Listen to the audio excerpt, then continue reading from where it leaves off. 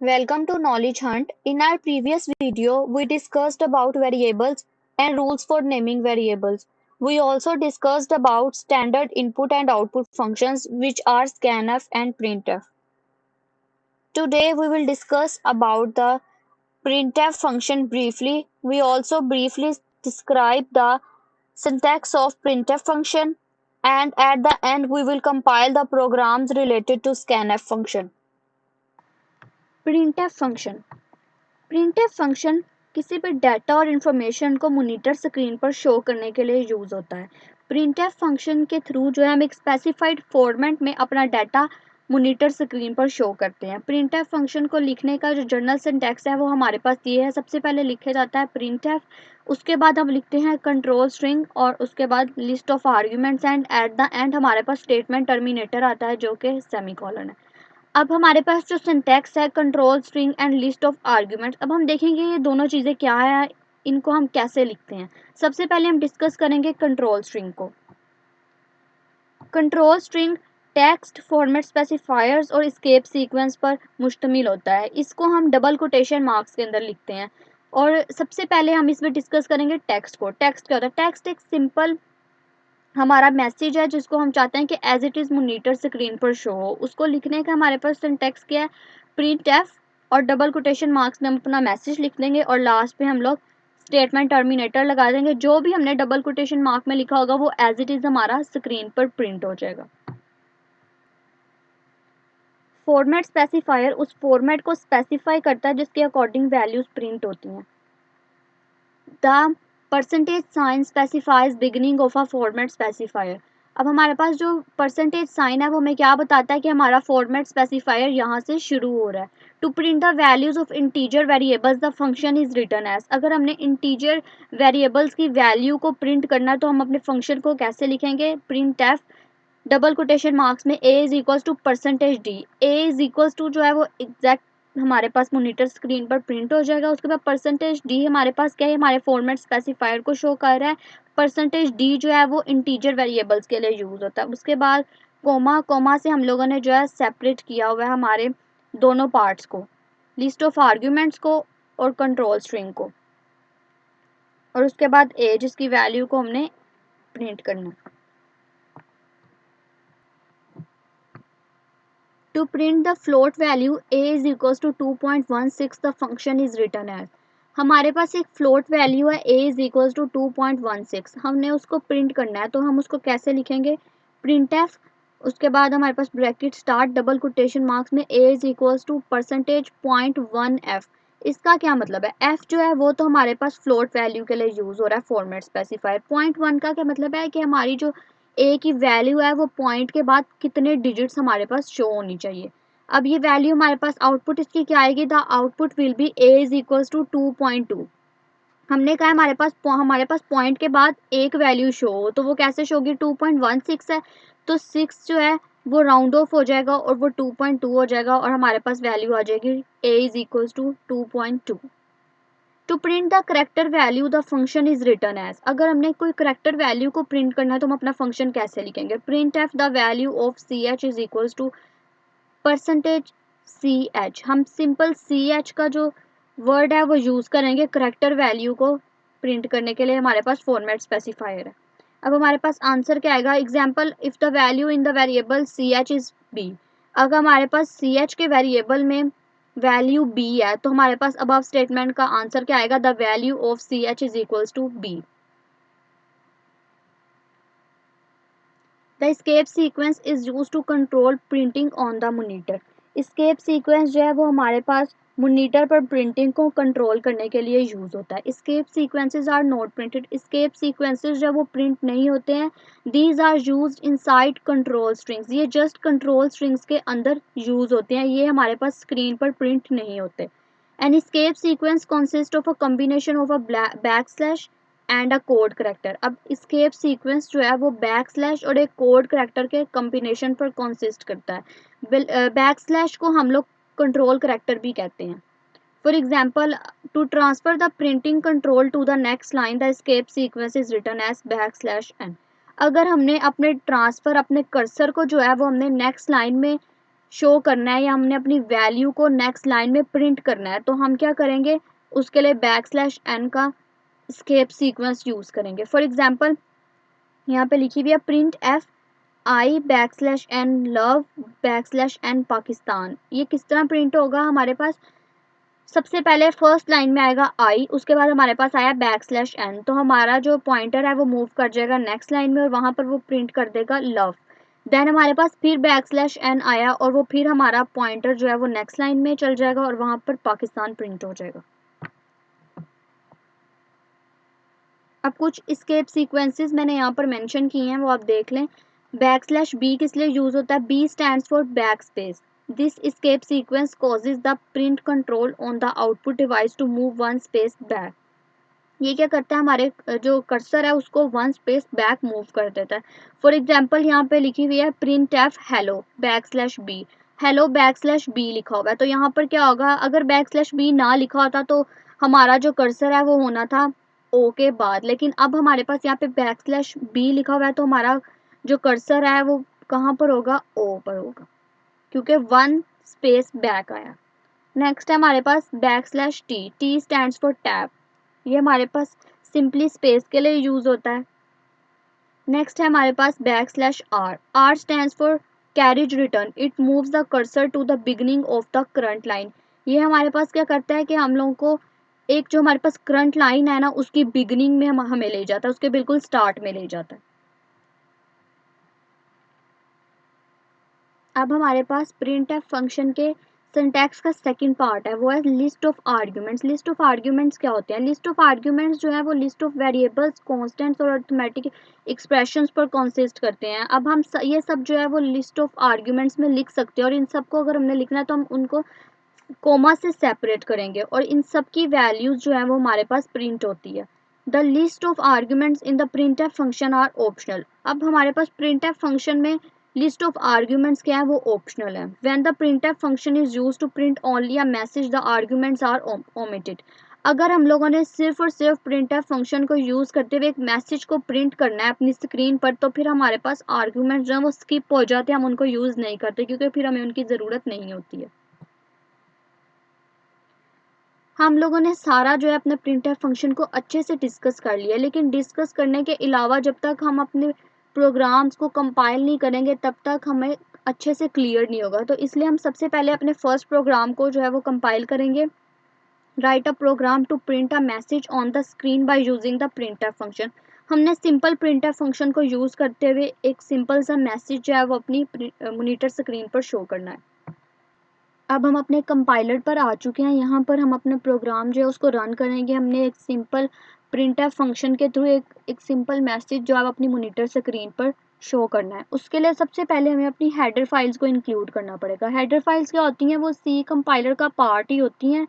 यहाँ पर बहुत सारी हेडर फाइल्स हैं और हर हेडर फाइल जो है वो एक टाइप के फंक्शन की डेफिनेशन को कंटेन करती है। फॉर एग्जांपल जैसे math.h एक हेडर फाइल है, तो उसमें मैथमेटिकल फंक्शंस जो हैं वो सारे अवेलेबल होंगे, उनकी सारी डेफिनेशन जो है वो उसमें अवेलेबल होगी। उसके अलावा जो हेडर फाइल है उनकी एक्सटेंशंस भी होती हैं, जैसे .h एक्सटेंशन है। और हेडर फाइल्स को ऐड करने के लिए हम pre processor directive include use करते हैं। सबसे पहले हम अपनी फर्स्ट हेडर फाइल को ऐड करेंगे, #include stdio.h। अब ये हमारे पास कौन सी हेडर फाइल है, ये हमारे पास स्टैंडर्ड इनपुट आउटपुट की हेडर फाइल है जो कि स्कैनफ और प्रिंटफ फंक्शन की डेफिनेशन को कंटेन करती है। इसलिए हम इस हेडर फाइल को जो है वो ऐड करेंगे ताकि हमारे जो स्कैनफ या प्रिंटफ फंक्शन को हमने कंपाइल करना है वो इजीली कंपाइल हो सके। उसके बाद हम एक और हेडर फाइल ऐड करेंगे, #include conio.h। conio.h किस लिए यूज होती है, conio.h stands for console input and output. जब भी कोई हम वैल्यू अपने यूजर से लेते हैं उसको मॉनिटर स्क्रीन पर शो करने के लिए जो हम लोग conio.h को यूज करते हैं। इसके बाद हम अपना मेन फंक्शन लिखेंगे, void main, और यहाँ पर हमारी जो फंक्शन की पूरे हमारे जो प्रोग्राम की है वो बॉडी लिखी जाएगी। यहाँ पर हम क्या लिखेंगे, हमने एक सिंपल स्टेटमेंट जो है उसको शो करना है, print f double quotation marks में हम शो करेंगे हेलो वर्ल्ड। ये एज इट इज ही प्रिंट होगा हमारी स्क्रीन पर। अब हम लिखेंगे गेट ch। अब हम करेंगे कंपाइल। हमारे प्रोग्राम में कोई भी एरर नहीं है। अब हम कर लेंगे इसको रन। हेलो वर्ल्ड जो है वो हमारी स्क्रीन पर सिंपल जो है वो प्रिंट हो गया। जैसा ही हमने प्रिंट एफ फंक्शन को यूज़ करके एक मैसेज को डबल कोटेशन मार्क्स में लिखा था वो एज इट इज़ हमारे पास प्रिंट हो गया। हमारा जो प्रोग्राम नंबर 2 है वो ये है, write a program to print the value a is equals to 10, b is equals to 20.346 and c is equals to hi on the screen. हमने इन तीनों वैल्यूज को प्रिंट एफ फंक्शन को यूज़ करते हुए अपनी मॉनिटर स्क्रीन पर show करना है। अब हम अपने कंपाइलर पर आ चुके हैं। यहाँ पर हम अपना प्रोग्राम टाइप करेंगे। सबसे पहले हम हेडर फाइल्स को इंक्लूड करेंगे। हैश इंक्लूड stdio.h, ये स्टैंडर्ड इनपुट आउटपुट की हेडर फाइल है। हैश इंक्लूड conio.h,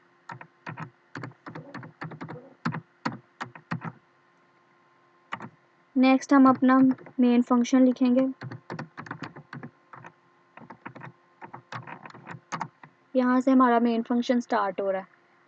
अब हम लोगों ने जो है अपनी वैल्यूज़ को प्रिंट करवाना है। a is equals to 10, b is equals to 20.346 and c is equals to high.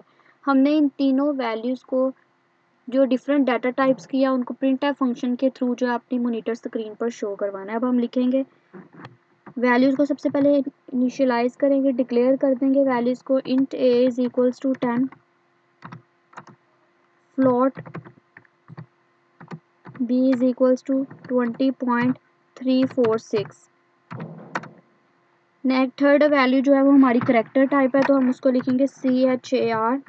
c is equals to single quote में हम लिख देंगे अपना मैसेज एंड देन लास्ट पे स्टेटमेंट टर्मिनेटर सेमीकोलन। अब हम प्रिंट एफ स्टेटमेंट को यूज़ करके अपनी वैल्यूज़ को प्रिंट करेंगे। Print f the value of a is %d। %d जो है वो हमारे पास इंटीजर वैल्यू को शो कर रहा है कि हम लोगों ने अपनी इंटीजर वैल्यू को प्रिंट करवाना है। उसके लिए हम %d यूज़ करेंगे, कोमा और अपना आर्ग्यूमेंट हम पास करेंगे जो a है जिसकी वैल्यू को हम लोगों ने शो करवाना है। फिर statement terminator semicolon and next line में हम लोग शो करेंगे next statement print f double quotation marks में हम लिखेंगे the value of b is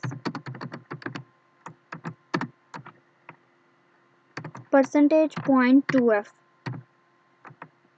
simply .2f हमने क्यों लिखा है, f जो है वो फ्लोट वैल्यूज़ के लिए यूज़ होता है। फ्लोट टाइप की वैल्यूज़ को प्रिंट करने के लिए हम f यूज़ करते हैं। और .2 हमने इसे लिखा है कि हम लोगों ने अपनी वैल्यू जो 20.346 है उसको हमने डेसिमल के बाद 2 प्लेसेस तक जो है वो प्रिंट करवाना है। उसके बाद वाली जो भी होंगी उसको हम प्रिंट नहीं करवाएंगे। उसके बाद कोमा और हम अपना आर्ग्यूमेंट पास करेंगे b, bracket close and last में स्टेटमेंट टर्मिनेटर। अब हम थर्ड स्टेटमेंट लिखेंगे print F the value of c is। अब हम लोग यहाँ पर लिखेंगे %c, क्योंकि हम लोग यहाँ पर करेक्टर टाइप की वैल्यू को प्रिंट करवाना चाह रहे हैं तो हम यहाँ पर क्या लिखेंगे %c। c जो है वो करेक्टर के लिए यूज़ हो रहा है। उसके बाद कोमा अपना आर्ग्यूमेंट पास करेंगे c, bracket close statement terminator. Next लिखेंगे गेट ch। अपना प्रोग्राम को जो है यहाँ पर हम मेन फंक्शन को क्लोज कर देंगे। अब हम अपने प्रोग्राम को कंपाइल करेंगे। हमारे प्रोग्राम में कोई भी एरर नहीं है। अब हम इसको रन कर लेंगे। हमें जो वैल्यूज़ हैं वो शो हो गई हैं। The value of a is 10, the value of b is 20.35 and the value of c is 8। अब हम अपने प्रोग्राम नंबर 3 की तरफ जाएंगे जो ये है, write a program that will explain the use of escape sequences. अब हम लोगों ने एक ऐसा प्रोग्राम लिखना है जो हमारे जो है ना हमें एस्केप सीक्वेंस के यूज़ को एक्सप्लेन कर दे, हमें बता दे कि एस्केप सीक्वेंसेस कैसे यूज़ होते हैं ताकि हमारा जो कॉन्सेप्ट है वो क्लियर हो जाए। अब हम अपने कंपाइलर पर आ चुके हैं। यहाँ पर सबसे पहले हम हेडर फाइल्स को ऐड करेंगे। Hash include stdio.h, hash include conio.h। अब अपना मेन फंक्शन जो है वो लिखेंगे void main। यहाँ से हमारा मेन फंक्शन स्टार्ट होगा। अब हमने सिंपल जो है वो वैल्यूज़ को प्रिंट करना है। प्रिंट एफ, यहाँ पर हम लिखेंगे हेलो, उसके बाद \n और फिर लिखेंगे वर्ल्ड।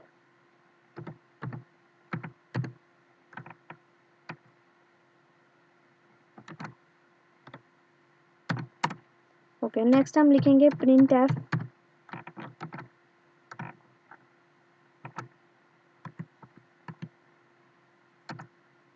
\i, पहले हम लिखेंगे print f double quotation marks i \t, फिर लिखेंगे लव, फिर \t एंड देन पाकिस्तान।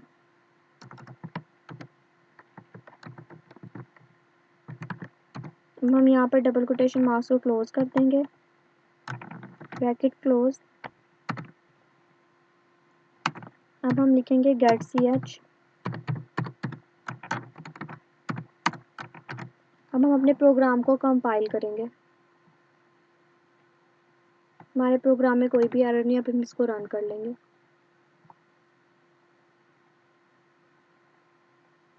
सबसे पहले जो है वो शो हुआ है हेलो वर्ल्ड।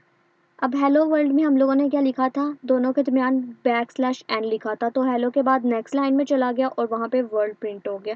फिर हमने नेक्स्ट स्टेटमेंट लिखी print F I love Pakistan. I love Pakistan में हम लोगों ने क्या किया, आई और आई के बाद हम लोगों ने \t love and \t Pakistan, तो टैब जो है वो उसकी स्पेस जो है वो यूज़ हुई और आई लव पाकिस्तान जो है वो प्रिंट हो गया।